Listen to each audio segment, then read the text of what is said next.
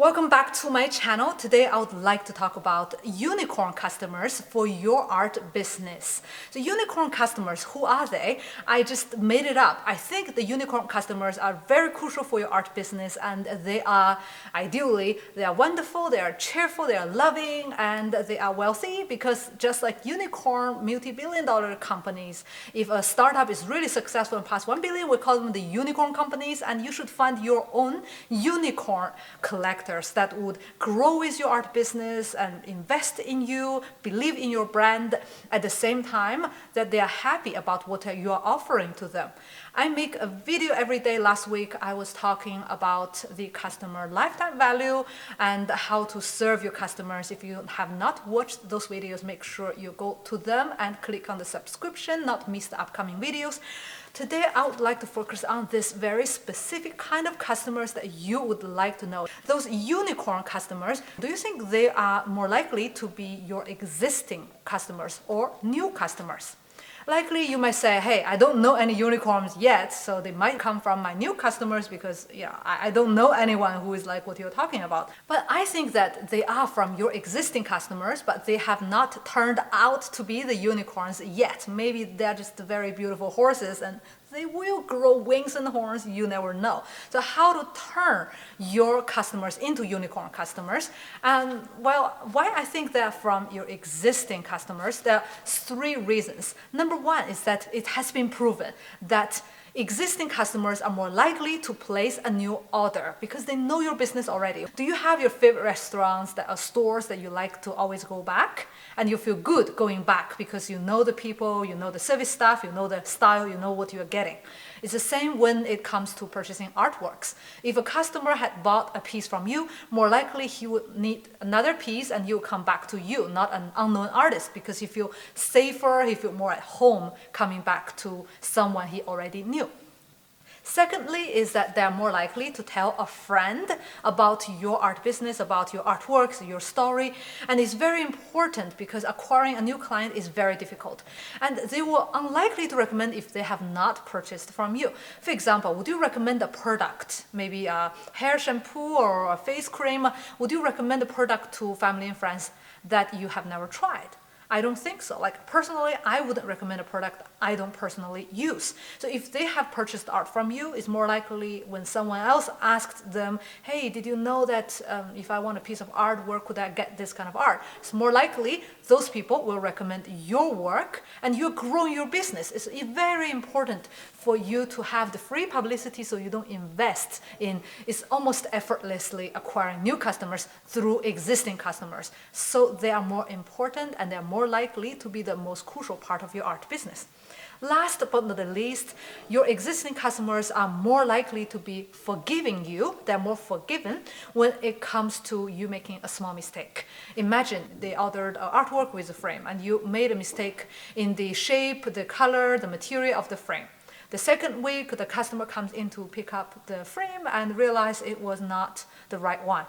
If this is a new customer, you just made the order 100% wrong because it's only one-time experience and you made a big mistake. But if it's a recurring customer, had placed at least 2 orders before, then this is just 33% of the whole experience. It's not 100% of the whole experience, so they are more tolerant. If you go to a restaurant that you normally visit and the server made a mistake, it's more likely you'll forgive him if you have always been there and he had never made a mistake before. Things happen. Statistically, if there is a mistake, it's going to come from a place that you normally go. So you're like, more easy on them. You wouldn't be giving them a hard time. Now let's talk about how to turn your existing customers into loyal unicorn customers. First thing you can do is to give them personalized attention. If someone has a question, always get back to them on social media, email, call, always be there for them when there's a question, when there's a problem, when it comes to maybe a quality issue that maybe the paint is peeling or some kind of damages that the customer is freaking out and doesn't know what to do. Always return the calls and emails very fast so that you give them this statement of service, of care, of attention.